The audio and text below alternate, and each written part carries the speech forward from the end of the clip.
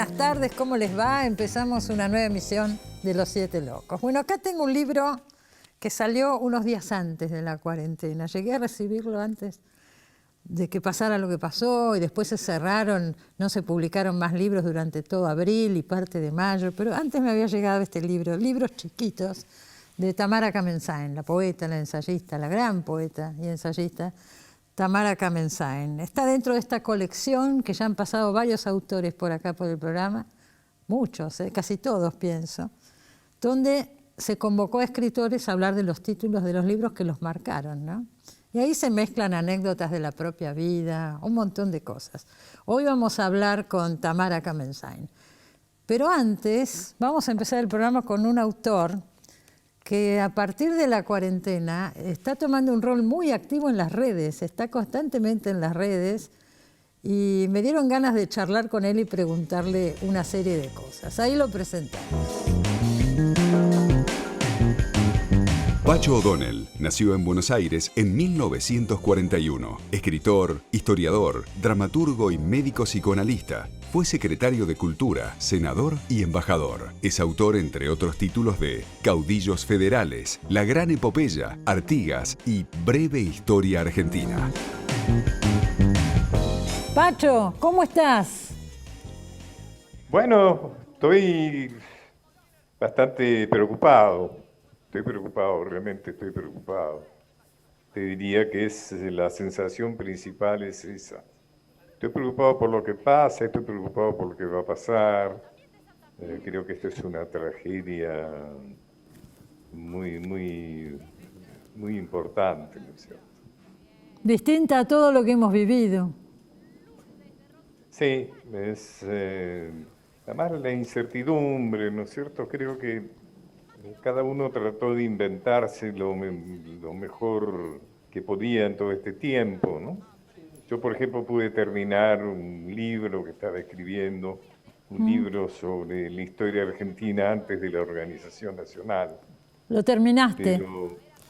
Pero también es un tiempo en que se han cortado cosas que yo estaba haciendo, por ejemplo, algunos estrenos teatrales y demás.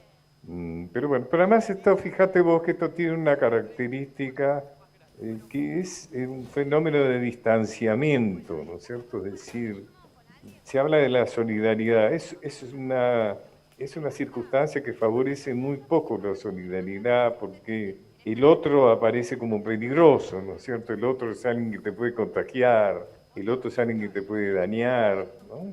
Si tose, te pone en peligro. Es verdad. Encima está todo el tema del asintomático, o sea que no sabes, no sé, es complicado. A mí, como sabés que me gusta mucho ciertos aspectos de la cultura, por ejemplo, el teatro. ¿Cuánto tiempo va a tardar el público en volver al teatro? ¿Cuánto tiempo va a tardar en sentir que se puede sentar al lado de alguien con confianza, ¿no es cierto? O sea, habrá que ver, yo creo que van a quedar heridas que no va a ser fácil restañar. Seguramente. La gente de teatro es una de las más castigadas, ¿no es cierto? Todo el área del teatro, por sus características. El libro está siendo muy castigado, pero el libro va a salir. El teatro se ve más remota la salida. Claro, todo lo que tiene que ver con la los participación, con espectáculos, gente, ¿no? Claro. ¿Vos dónde estás Sí, pasando sí. la cuarentena, Pacho? ¿Dónde estás? Estoy cerca de Pilar,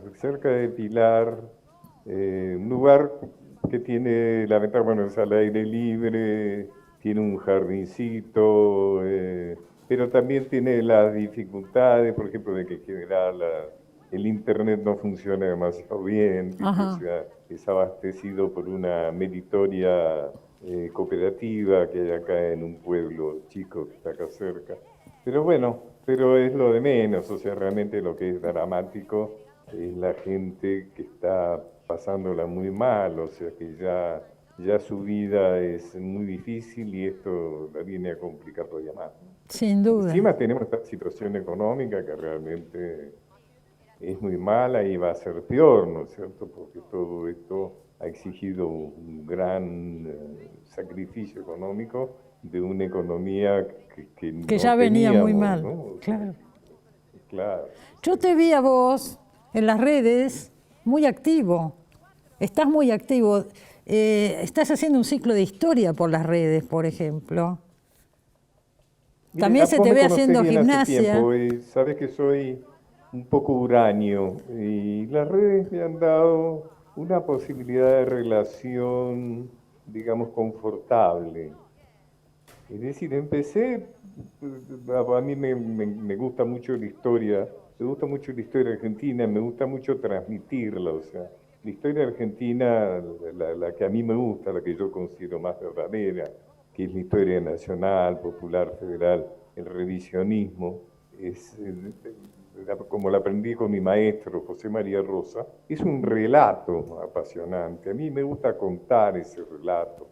Y entonces empecé a hacer unas clases de 5 o 6 minutos porque la saturación de Instagram no permite, Más que eso. aprendí que no permite más duración. Y la gente se fue prendiendo, o sea, realmente fue un proceso muy interesante, muy estimulante. Tal es así que la cantidad de seguidores aumentó muy notablemente y con mucha ida y vuelta, ¿no es cierto? Gente que preguntaba qué libro, qué autor, inclusive yo estimulé mucho el hecho de que investigaran, o sea que si les interesaba saber Sí. cómo había sido la relación de Francisco Ramírez con Artigas, que investigaran, ¿no es cierto?, en internet o en mi web, o sea, yo tengo una web donde están muchos de mis artículos y mis libros y demás. O Pero sea que las te diré que apariciones estas las haces ha en sido muy vivo. estimulante. ¿Son en ¿Perdón? vivo? No te escuché, Estas perdón. clases que das de 5 o 6 minutos, ¿son en vivo? ¿Tienen un horario fijo? ¿Cómo es? No, son grabadas, las Son grabo grabadas. y las mando y después Instagram, la saturación decide si llegan 3 horas, 5 horas, si llegan al día siguiente, o sea, eso ya es muy aleatorio, Claro. y la gente lo agradece mucho Sí. y yo también, o sea, ya te digo, se ha establecido algo que para mí es confortable y estimulante. Y con las clases de gimnasia y el entrenamiento, porque eso también se te debe parecer mucho con ese tema, Pacho, ¿eh? Mira, yo estoy ahí casi haciendo una especie de campaña en contra de la vulnerabilidad de la vejez. Yo soy viejo, tengo casi 80 años. Y por ejemplo, cuando Larreta habla de la vulnerabilidad de los viejos, no es sinónimo vulnerabilidad de vejez. O sea, es cierto que hay una inducción cultural que hace que los viejos se tomen realmente en serio que ser viejo es el deterioro. O sea, sinonimia, vejez con deterioro. Y no es cierto, o sea, el tema es que el viejo en una ciudad de consumo es un elemento de descarte, o sea, los viejos no consumimos o consumimos poco. Fíjate vos que pocos avisos de televisión o de los medios hay dirigido a los viejos, salvo alguna, para que no te duelan las articulaciones o esas cosas. Pero yo creo que el problema fundamental es el abandono del cuerpo que hacemos las personas. Las personas abandonamos el cuerpo. Hay un momento que yo pienso que el promedio es de los 40, los 50 años, puede ser antes, puede ser después, que las personas decidimos que ya el cuerpo no nos pertenece más. Renunciamos a la energía, a la sexualidad, a la vitalidad, a la salud. Y entonces vamos a una vejez que sí, que es vulnerable en muchos casos porque realmente las viejas y los viejos hemos construido esa vulnerabilidad. Pero yo me he vuelto un apasionado del ejercicio físico. Y he comprobado que a la edad que tengas están los músculos listos para aparecer. Pero esto empezó en algún momento en tu vida. ¿Cuándo empezó este interés por el ejercicio físico? Muy fuerte. Al hacerlo sistemáticamente empecé a hacerlo a los 72 años. Y los resultados son inmediatos. La presión arterial se te regulariza, el azúcar, el colesterol. Y no es que te volvés sano. O sea, yo en este tiempo he tenido la culebrilla, he tenido problemas del tendón de Aquiles, he tenido un proceso neumónico. El tema es que si estás bien físicamente, superás. Te repones los enseguida, problemas. claro, O te sea, repones mejor. Tenés armas para pelear contra toda agresión Bien. biológica. Por eso yo digo que es una buena vacuna contra el coronavirus, es realmente estar bien físicamente, ¿no? Porque el coronavirus se aprovecha Por de supuesto. las personas que están mal físicamente. Seguro. Bueno, por eso... Yo soy un predicador del ejercicio físico, ¿no? ¿Cómo te cayó? Porque cuando Ejercicio. empezó este tema, esto es interesante, cuando empezó el tema del coronavirus y la pandemia, se empezó a hablar de los abuelitos, de los viejitos, de que los cuidamos, que no se muevan, que no salgan, hasta que se llegó al momento de decir prohibido salir, lo recordarás, que había que llamar a un número y pedir permiso. Hubo mucha reacción de mucha gente, pero esa imagen medio descalificatoria del viejito que no sabe usar internet, que no sabe ir al banco, que yo conozco mucha gente, y vos también, que no se ve reflejada en esa imagen de la persona de más de 70. Claro, fue un tema sanitarista pésimamente mal transmitido. O sea, la idea que evidentemente el coronavirus se ensaña, como cualquier otra enfermedad, con las personas más vulnerables. Sin duda. Ahora, la estupidez fue identificar vulnerabilidad con vejez. Viste que yo uso la palabra viejo porque a mí me parece que es una palabra noble, la palabra viejo. Pero claro, porque se hablaba O de sea, como abuelitos, el rechazo a la vejez hace adultos que mayores. Claro, mayor. Yo hago un chiste para mí mismo, digo que feo que hubiera sido, por ejemplo, Hemingway, que hubiera escrito el libro El adulto mayor y el mar. ¿Viste? El adulto mayor y el mar. Y el mar, Claro, el viejo y la el tercera mar. edad, el abuelito, el abuelo. Es como que vejez es una palabra fea, ¿no? Entonces hay que sustituirla. Y no, pero te insisto, el tema es que los viejos y las viejas muchas veces realmente nos deterioramos. O sea, hay algo de la Bueno, vieja es y del lógico, el viejo paso de la vida. que se convence de que la vejez es deterioro y entonces no hace nada para rechazar eso, para pelear contra eso. Pacho, contame, este es el año, no se habla nada de... ¿Qué decías? ¿Decías Uno algo? se va volviendo viejo desde que nace, o sea, esto que digo de los viejos, no es, los jóvenes también tienen que escuchar, porque uno va construyendo su vejez a lo largo de su vida, y el viejo que vas a ser tiene que ver con lo que vas haciendo en tu vida. Lo que Por vas haciendo supuesto. con tu cuerpo, con tu energía, con tu sexualidad, todo eso va construyendo el viejo que vas a ser. Y la Obviamente. vejez es una edad maravillosa. Si estás entero, es una edad maravillosa. Bueno, vos que sos una experta Vieja, en me vas a temas, decir. ¿cuántos viejos maravillosos han Bueno, escrito? yo vi, por ejemplo, cuando pasó este asunto de los viejitos que tenían que pedir permiso, que salió tanta gente, y digo, mirá este país, la cantidad de gente de más de 70, pero inteligentísima y maravillosa, y que está muy bien y trabajando. Que no sabíamos, ¿no? Digamos que- sí, claro, porque hay una desvalorización. Creo que los viejos sabemos que nos tenemos que cuidar, que somos Obvio. blanco preferido del coronavirus. Obviamente. Entonces sabemos que nos tenemos que cuidar. O sea, No que somos tontos, ¿no tenemos es cierto? necesidad de que nos controlen. Para eso. Pacho, un tema que quedó, como tantos temas, quedaron en otro plano porque el tema del coronavirus tomó todo. Pero este era un año que se iba a dedicar mucho a la figura de Belgrano, ¿no es cierto? Claro. Por el aniversario. Montones de cosas iba a haber alrededor de Belgrano. Quería una reflexión tuya sobre la figura de Belgrano. Belgrano es una figura extraordinaria, es un gran intelectual. O sea, lo recordamos como militar porque cuando se produce la Revolución de Mayo no hay jefes militares y entonces tienen que salir a conducir ejércitos los abogados, Claro. que son Castelli y Belgrano. Belgrano, reconozcámoslo, no fue un gran jefe militar. José María Paz, que fue su subordinado, cuenta cómo la batalla de Ayohuma se pudo haber ganado fácilmente. Inclusive lo mismo dice el jefe español. de la Serna, o sea, no en relación no crítica a Belgrano. Pero fue un gran intelectual, o sea, si Belgrano tuviera que llenar esa línea de puntos donde a uno le preguntan su oficio, etcétera, él pondría economista, posiblemente, o si no educador.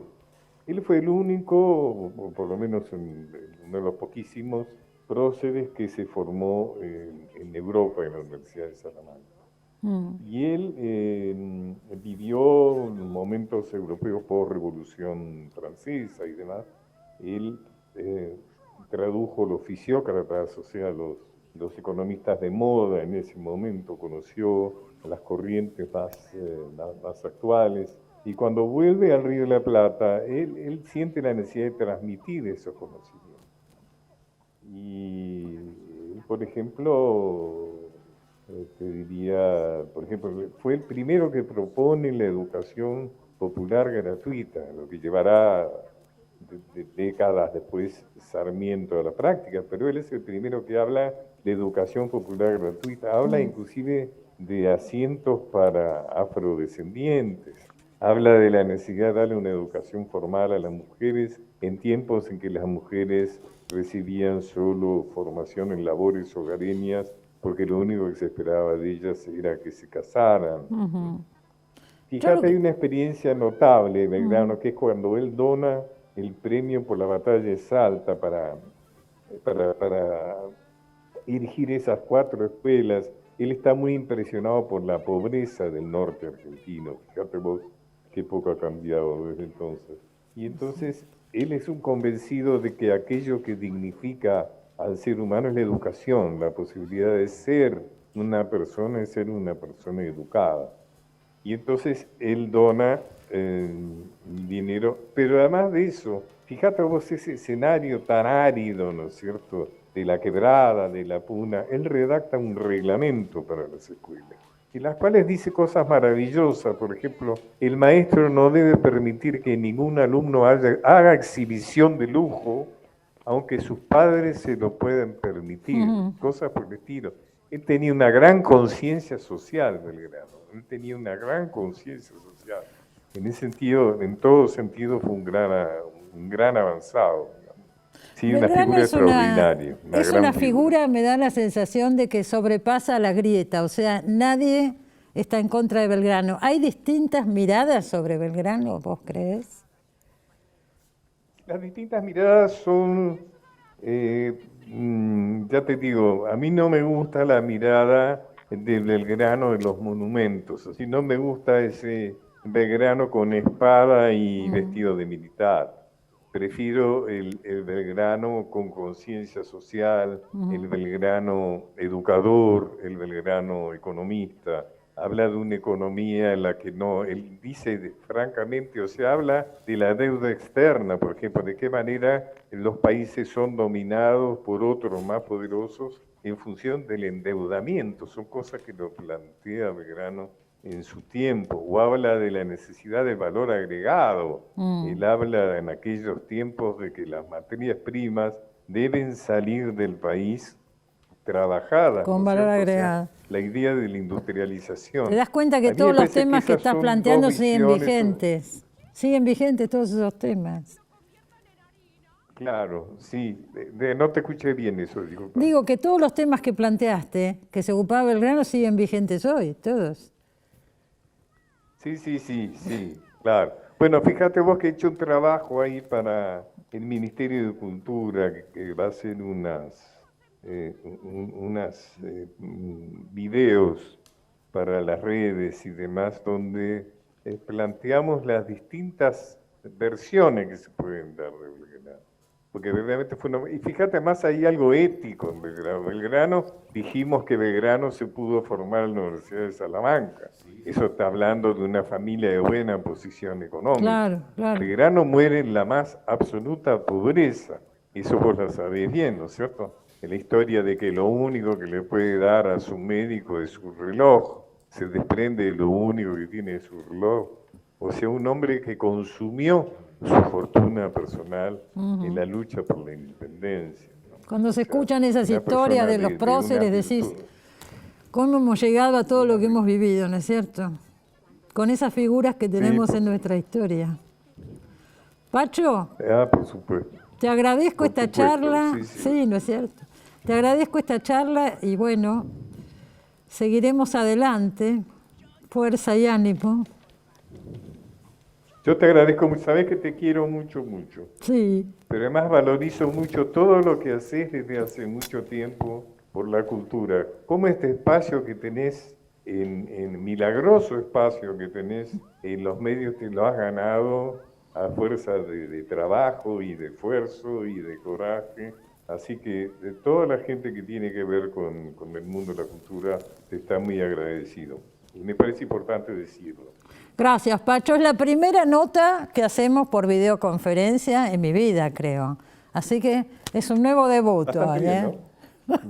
Igual me gusta Para más hacer la tenerte acá y primera- poder charlar. Para hacer la primera, bastante bien. Bueno, Pienso te que mando un sí. beso. Bueno, Gracias. espero verte pronto. Gracias, Pacho. Sí, seguro. Hacemos un corte, ya volvemos.